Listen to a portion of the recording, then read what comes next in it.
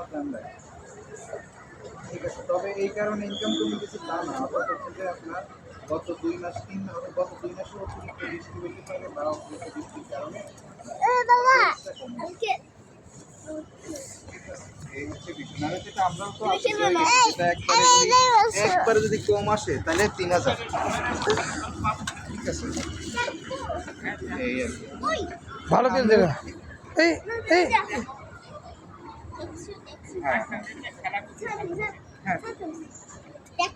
ইয়ে দেন আপনার ওই যে উইটো দেন।